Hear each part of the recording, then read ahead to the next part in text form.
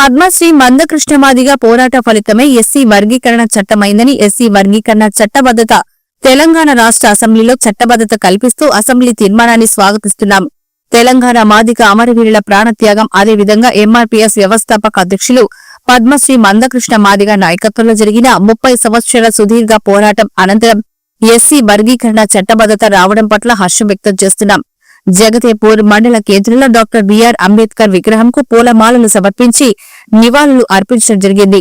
MRPS అధ్యక్షులు మందకృష్ణ మాదిగ చిత్రపటానికి పాలాభిషేకం చేయడం జరిగింది.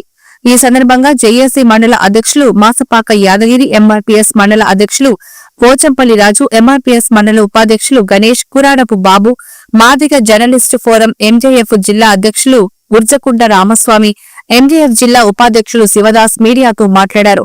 ఈ కార్యక్రమంలో ఎంజేఎఫ్ జిల్లా నాయకులు కురాడపు భాస్కర్, ఎంఆర్పీఎస్ మండల ప్రధాన కార్యదర్శి మచ్చ గణేష్, ప్రచార కార్యదర్శి పైసా స్వామి, ఎంఆర్పీఎస్ అనుబంధం సంఘం నాయకులు గన్న వెంకటేష్, ఎంఆర్పీఎస్ నాయకులు పద్మారావు, నాగరాజు కుమార్, అధ్యక్షులు పోసాన్పల్లి రమేష్, తిగుల నర్సాపూర్ అధ్యక్షులు మాసపాక యాదగిరి, జంగారెడ్డిపల్లి అధ్యక్షులు నర్సింహులు, వటిపల్లి రాములు, ఎల్లయ్య, తిమ్మాపూర్ కృష్ణయ్య, స్వామి, వివిధ గ్రామాల ఎంఆర్పీఎస్ నాయకులు, కార్యకర్తలు పాల్గొన్నారు.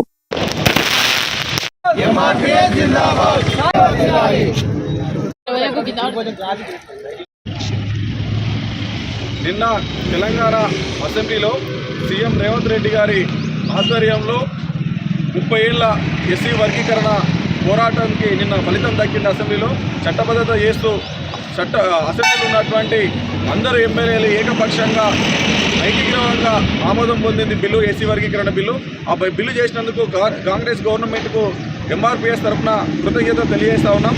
ఈ ఎంఆర్పీఎస్ పోరాటం అనేది స్వతంత్రం వచ్చినప్పటి నుంచి ఇప్పటి వరకు కొన్ని కులాలు మాత్రమే లబ్ధి పొందుతూ ఉన్నాయి. ఎస్సీ రిజర్వేషన్ల వల్ల డాక్టర్ బిఆర్ అంబేద్కర్ గారు కల్పించినటువంటి రిజర్వేషన్స్ ఫలాలు అనేటటువంటి కొన్ని కులాలకే వర్తిస్తూ ఉన్నాయి.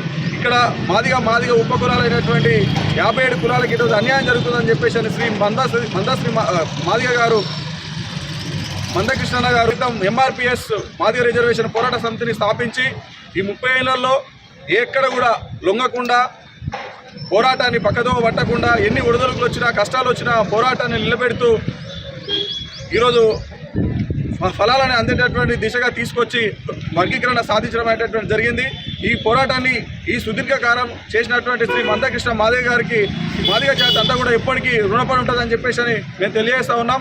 అలాగే ఈ పోరాటంలో ఆర్థికంగా కాస్తా ఉన్నాం. అలాగే ఈరోజు గత 30 సంవత్సరాల పోరాట ఫలితంగా నిన్న జరిగినటువంటి అసెంబ్లీలో మన తీర్మానం కావడం సంతోషకరమైన విషయం ఏది తెలియజేస్తూ ఉన్నాం. అందులో భాగంగానే ఈరోజు 30 సంవత్సరాల సుదీర్ఘ పోరాటం ద్వారా తన కుటుంబాన్ని సైతం పట్టించుకోకుండా జాతి కోసం పనిచేసినటువంటి పద్మశ్రీ అవార్డు గ్రహీత మందకృష్ణ మాదిగ గారికి ఈరోజు పాలాభిషేకం కార్యక్రమాన్ని జేదేపూర్ మండలికి నిర్వహించడం జరిగింది. అట్లాగే ఎంఆర్పీఎస్ అంటే ఓన్లీ మాదిగల కోసం చేసే సంఘం మాత్రం కాదు, సంపన్న వర్గాల కోసం పనిచేసేది ఎంఆర్పీఎస్ అని చెప్పి ఈ సందర్భంగా తెలియజేస్తూ ఉన్నాం. అదేవిధంగా మాదిగ జాతిలో ఉన్నటువంటి అమరులైనటువంటి వాళ్ళకు కూడా ప్రత్యేక కృతజ్ఞతలు తెలియజేస్తూ ఉన్నాము. రేపు పొద్దున ప్రభుత్వం కూడా వాళ్ళ గురించి వాళ్ళకి ఎక్స్క్లూజివ్ ప్రకటిస్తే చాలా సంతోషకరమైన విషయాలు గుర్తు చేస్తూ ఉన్నాం. అదేవేళ ఇంకోటి ఏంటంటే ఎంఆర్పీఎస్ గారికి మరొకసారి ప్రత్యేక కృతజ్ఞతలు తెలియజేసుకుంటూ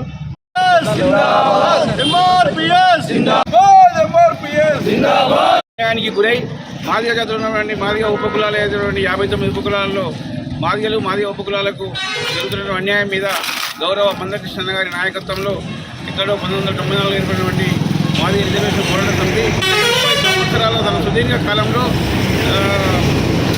ఎన్నో ఉద్యమాల ద్వారా ఈ వర్గీకరణ సాధించడానికి చేసినటువంటి కృషి ఫలితంగా నిన్న మన అసెంబ్లీలో అటు శాసనసభలో ఇటు శాసన మండలిలో ఏకగ్రీవంగా అందరూ కూడా ఏబిసిడి చట్టబద్ధంగా కల్పించడం జరిగింది. ముందుగా ఈ ఏబీసీ వర్గీకరణకు కట్టుబడి చేసినటువంటి మన గౌరవ ముఖ్యమంత్రి రేవంత్ రెడ్డి గారికి ఈ కార్యక్రమం ప్రధానంగా వాళ్ళకి కృతజ్ఞతలు తెలియజేస్తా ఉన్నాం.